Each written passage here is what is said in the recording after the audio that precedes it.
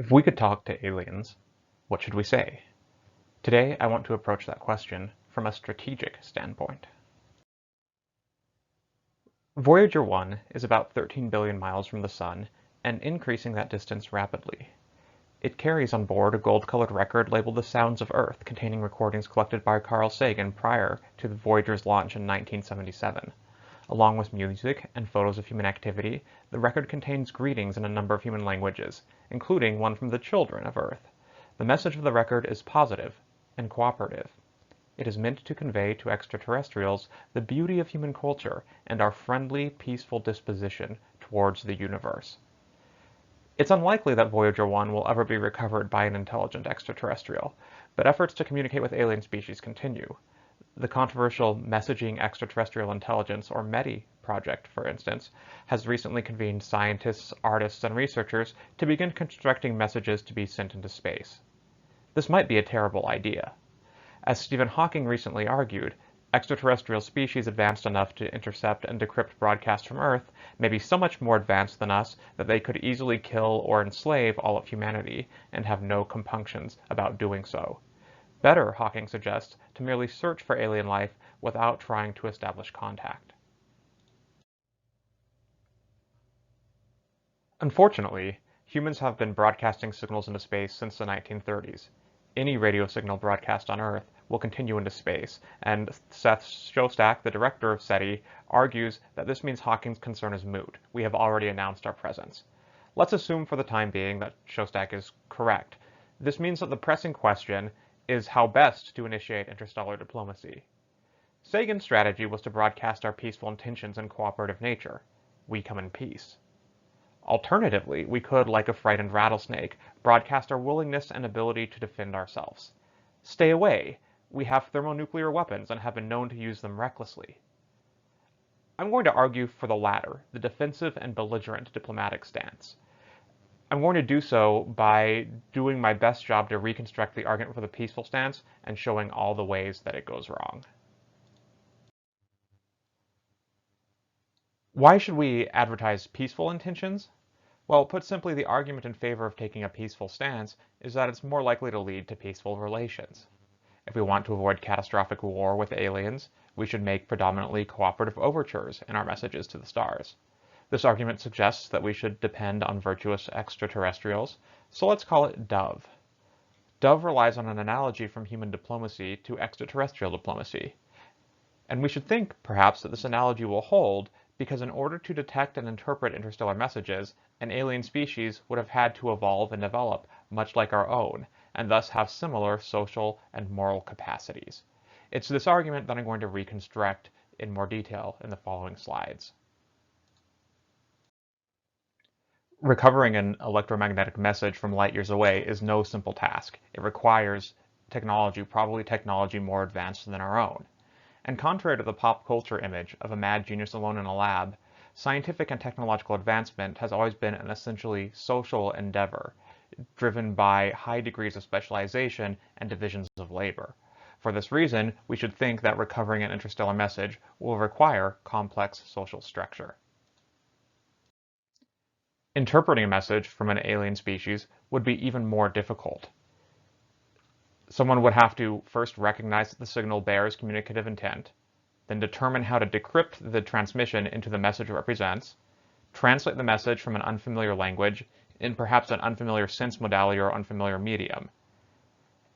In other words, it would require highly advanced communicative abilities. And these types of abilities, as far as we can tell, are dependent on having sophisticated social cognition. We don't know of any non-human species able to do all of these things, and the ones which approximate it are all highly social species. Given these facts, it seems that any alien able to recover and interpret a message sent from Earth will have both advanced social structure and advanced social cognition.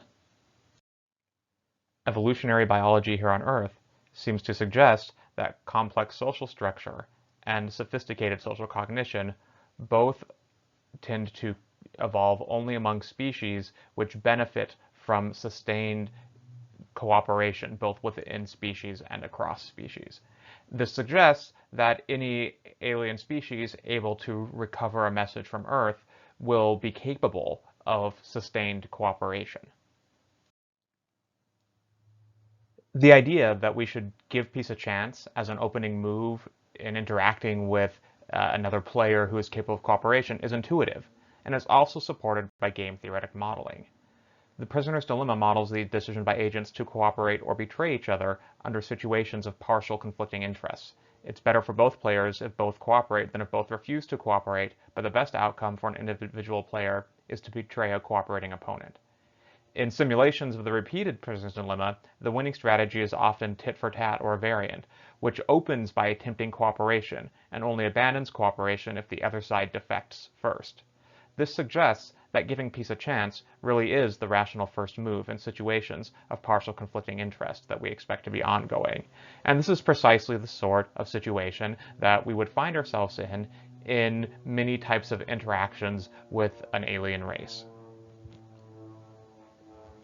Taken together, these premises support the conclusion of Dove, that cooperation is the best diplomatic opening move in communication with an extraterrestrial intelligence. What I'm going to argue, though, is as compelling as this argument is, most of its non-derived premises are empirically and ethically suspect, that almost every premise in this argument is wrong. The primary problem with Dove as an argument is that it seriously underestimates just how different an advanced intelligence could be from Earth life. I think there are three broad possibilities for what an advanced alien intelligence could be. It might be similar to us, a society composed of cooperating, autonomous individuals. But it could also be an evolving super-individual, which develops not through natural selection, but through learning. A solitary artificial intelligence, for instance, would be one possibility. Finally, it could be an instance of eusocial hive cooperation, a superorganism resembling a beehive or an ant colony. And the problem is that if it's one of these non-society alternatives, the arguments in Dove just don't follow through. By superindividual, I mean a being which develops primarily through learning rather than through biological evolution. A superindividual might be something like an AI or nanotechnology created by society, or it could be some sort of biological organism that is long-lived and is sort of outside what we've imagined in current biology. Superindividuals like this provide a problem for Dove.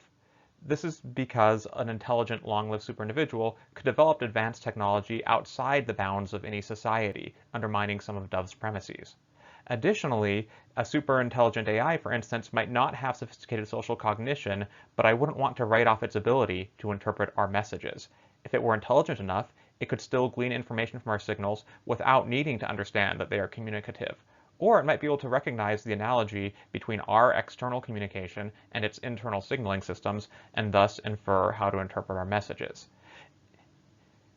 In other words, the arguments for why an extraterrestrial intelligence would be capable of social cooperation are undermined by the possibility of superindividuals, and barring any additional argument for why superindividuals will be inclined to cooperation and peace, Dove fails. Eusociality is a social structure involving high levels of cooperation secured by a division of reproductive labor. This reproductive bottleneck means that most individuals can't transmit their genes or equivalent directly, and must therefore work for the benefit of their kin who reproduce in order to see their genes replicated. The classic example is bees, where the queen is the only female who reproduces, but eusociality is found on Earth in various insects, 2 species of mole rat, and some shrimp. While no known eusocial species possess sophisticated cognition of the sort required by Dove, eusocial species typically do exhibit complex division of labor, and some have communication systems which are powerful, though limited in scope. It thus seems entirely plausible that on some other planet, a eusocial hive could have developed the advanced technology and communicative abilities necessary to decrypt a message from Earth. Why is this a problem for Dove? Well, because the type of cooperation presumed in Dove isn't the type of cooperation we see in eusocial species. The type of cooperation that Dove suggests that aliens will be capable of is cooperation secured by partial common interest. But in eusociality, cooperation is secured instead by the inability of most members of the hive to reproduce themselves. This isn't something that we would share with an extraterrestrial eusocial species, so there would be no reason to expect that a eusocial hive of aliens would have any interest in cooperating with us, undermining several of the premises in Dove. The arguments in Dove might not even apply to the most familiar type of alien intelligence, the kind composed of autonomous individuals living in a society. Perhaps the best historical analog we have to interstellar contact is the transoceanic contact of the 15th and 16th centuries. Stephen Hawking argued that if aliens visit us, the outcome would be much as when Columbus landed in America, which didn't turn out well for the Native Americans. This should lead us to ask the question, what was the better opening diplomatic move for Americans dealing with European aliens, peaceful overtures or threats of hostility? This is a complicated question, and I don't have time to get into all the details here, but I think we get a strong signal from history that groups which took a more belligerent stance towards the European aliens tended to end up better off than groups which started off by making peaceful overtures. Feel free to ask me questions about why I think this in the question and answer session. The answer needs to be an extended one, which is why I'm not going to spend time on it right now. A more straightforward analogy may be our interactions with non-human animals. We are vastly more technologically advanced than any non-human animals. Nevertheless, our aggressive behavior towards them is often deterred by the lesser threats they're able to pose. I am technologically capable of exterminating a hive of wasps, but I might be deterred from disturbing that hive by the minor threat those wasps pose to me. Similarly, skunk warning displays, rattlesnakes shaking their tail, these are things which are able to deter me from engaging with members of these species, despite the fact that I am stronger both physically and technologically than these species. In the same way, I think it's the case that we may, despite technological asymmetries, be able to present enough of a deterrent to an alien intelligence that it would be irrational for them to engage with us. A final problem with Dove. Unless present physics is fundamentally mistaken, mounting an interstellar expedition will be a massive investment of resources even for a highly technologically advanced society or individual. This means that the repeated prisoner's dilemma is not the best model for cooperation across the stars. Instead, the game of chicken provides a better model for what are going to be more infrequent interactions where choices are either to be more aggressive or less aggressive. In chicken, you get the best outcome if you're aggressive and the other player is passive. The worst outcome, however, is when both players are aggressive, creating a complicated scenario. One way to improve your outcome in this sort of scenario is to commit yourself to being irrationally aggressive. Evolutionarily speaking, many species have accomplished this through evolving the capability to become angry. Angry advertises that you will engage in aggressive behavior even when it is detrimental to your own interests. This makes it rational for the other player to behave more passively. In the same way, we, in engaging in interstellar diplomacy, should advertise our commitment to being irrationally aggressive. We are a species, of course, well known for doing exactly that. I hope I've been able to convince you that there are serious problems with the arguments for taking a cooperative stance in interstellar diplomacy. I look forward to hearing from you. Thank you.